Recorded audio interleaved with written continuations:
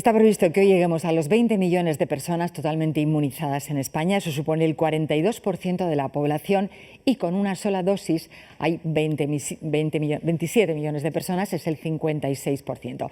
La vacunación avanza en centros especiales, en hospitales y ambulatorios y también en algunas empresas. La vacunación continúa en el Hospital Central de Madrid, largas colas. Hoy 25.000 personas tienen cita. Ayer fueron 30.000, con esperas de más de hora y media por un problema de organización, según sus responsables. Hoy, aunque se ve mucha cola, la verdad es que avanza rápido. No hay derecho. Estoy a 30 kilómetros de distancia de mi punto. Me vacunaron en la Wiking Center y me han mandado aquí. Vacunaciones también en empresas privadas. En Madrid, en el Santander, inoculan a unas 1.000 personas al día. Tras sus trabajadores, a cualquier persona. Tiene que cumplir con los rangos de edad establecidos por la Comunidad de Madrid y además tiene que pedir cita a través de la app de autocita de la propia comunidad. Hice ayer y para hoy. En la sede del Corte Inglés, donde también vacunan, ha habido protestas. La plataforma de centros de salud denuncia el desvío de fondos públicos a entidades privadas. No hay nada más accesible a la ciudadanía que sus centros de salud.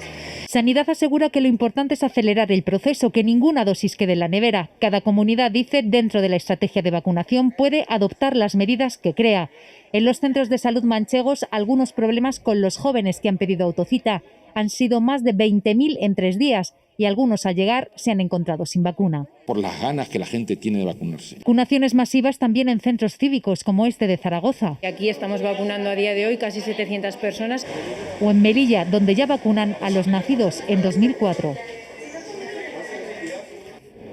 La Asociación del Defensor del Paciente pide a la Fiscalía que investigue el fallo de seguridad en la web de la Consejería de Sanidad madrileña para obtener el certificado COVID. Telemadrid, que destapó el caso, lo ha denunciado a la policía. La brecha informática, ya subsanada, había dejado al descubierto datos personales de miles de ciudadanos, según esa denuncia, entre ellos el rey o el presidente del gobierno. La comunidad niega que hayan quedado expuestas, afirma que el enlace no era de dominio público. Hablamos ahora de una decisión histórica del Banco Central Europeo. Por primera vez desde su creación permitirá que la inflación supere ligeramente el 2% sin que sea necesario subir de inmediato los tipos de interés o reducir las inyecciones de dinero. Es un cambio clave para poder mantener los estímulos a una economía perjudicada por la pandemia. El principal cometido del Banco Central Europeo sigue siendo mantener los precios estables, que no suban más de un 2%, pero por primera vez desde su creación se da a sí mismo algo de margen. May also imply a transitory period in which inflation is moderately above target.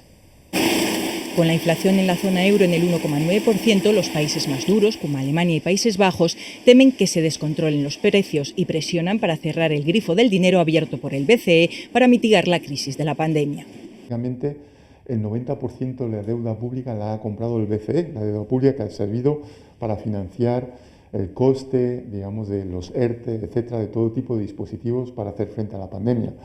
Que el BCE no tenga que bajar los tipos inmediatamente si la inflación supera el 2% es una buena noticia para países como España, que están muy endeudados.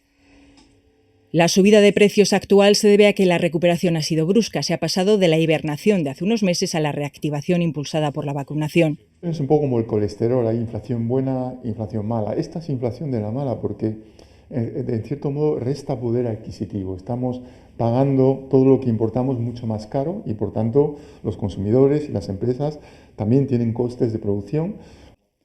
De momento, este repunte de la inflación se considera puntual. Si se prolongase o se disparase, el BCE mantiene todos sus ases en la manga para intervenir y frenarla. Volvemos sobre una imagen que mostrábamos al comenzar. La OTAN acaba de confirmar que no ha sido uno, sino 2 los aviones rusos no identificados que han entrado en el espacio aéreo de las repúblicas bálticas. Justo cuando Pedro Sánchez y el presidente de Lituania, vemos la imagen, comparecían en esa base de la OTAN. La comparecencia se ha suspendido de forma inmediata. Vemos cómo mientras se llevan a los 2 líderes políticos y también a los compañeros de los medios de comunicación, deciden desalojarlos a todos, los pilotos de los Eurofighter suben rápidamente a las aeronaves que están justo detrás para despegar de forma urgente.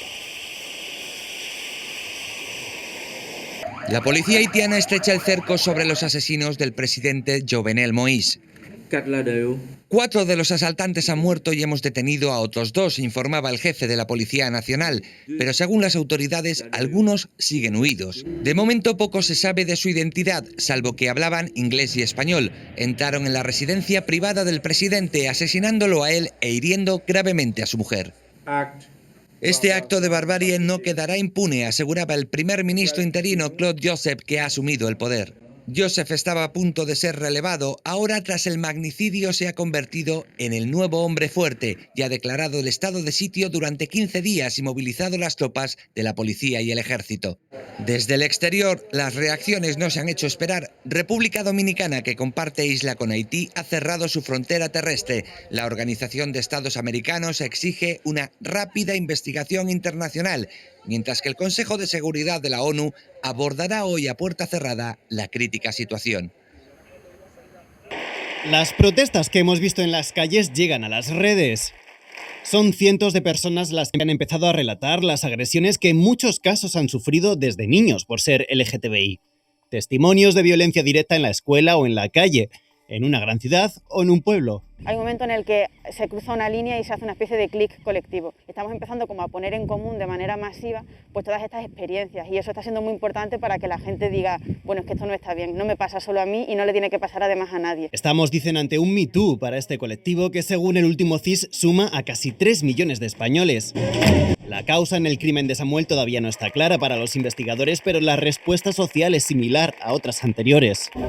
El caso de La Manada fue clave en el cambio de muchas conciencias y de posteriores abordajes legislativos. Y los colectivos LGTB piensan que este podría ser un momento decisivo porque la LGTBI-fobia existe. Nos lo dice Ana, que ha recopilado algunas de las denuncias. Yo lo que he observado es que, digamos que en la mayoría de casos es el núcleo familiar, el primer núcleo de violencia. Agresiones que se asumen como parte de la vida y por eso el porcentaje de denuncia es bajo. En muchos casos hay un elemento común. Cuando hablamos de delito de odio, uno de los componentes que lo caracteriza es que mandan un mensaje de miedo a todas las personas que comparten alguna característica con quien ha sufrido la agresión. Un odio que denuncias como estas pretenden hoy que forme ya parte del pasado. También veo mal la inversión de la carga de prueba y acusar sin motivos, sin pruebas, como ha pasado con el chico de Galicia. También así ha hablado la presidenta de Madrid, Isabel Díaz Ayuso, del caso de Samuel Luiz. Ha sido durante el pleno de la Asamblea de Madrid. Después, fuentes del PP han pedido esperar a la investigación judicial. La socialista Adriana Lastra ha respondido a Isabel Díaz Ayuso en Twitter. Dice que no puede haber dudas sobre el carácter homófobo de la agresión. Sevilla por la tarde, 39 grados. Araceli vive en Amate, uno de los barrios más pobres de España. No puede permitirse poner el aire acondicionado más de 2 horas al día. A las 6 así lo ponemos otro ratito, pero nada, a las 6:15, 6:30 lo tenemos que quitar. Pero porque es que me da pánico del recibo de la luz. Lo peor, dice, llega por la noche en un dormitorio recalentado. 36,4, que yo decía, esto tiene que estar estropeado, pero no estaba estropeado. Por la tarde, con el sol en la fachada, el salón supera con mucho los 30 grados. Aquí en Andalucía concentramos las temperaturas más altas del país y también 12 de los 15 barrios más pobres de España. Aquí la pobreza energética se sufre sobre todo en verano y la previsión es que aumente con el cambio climático. La Universidad de Sevilla está buscando fórmulas para mantener frescos los edificios cuando en el exterior haga 47 grados. Es la previsión de la ONU para la ciudad en 2050. 35-40 grados exterior, temperatura media, con puntas de 47 grados durante el día y temperatura nocturna del orden de 30 grados. Esta estructura aislante se fija a las fachadas y reduce la temperatura hasta 10 grados respecto al exterior, pero no es una solución barata. Una vivienda media de unos 70 metros cuadrados, unos 4.500 euros. Si estamos hablando de 90 metros cuadrados, nos vamos ya a los 6.000. El coste de refugiarse del cambio climático.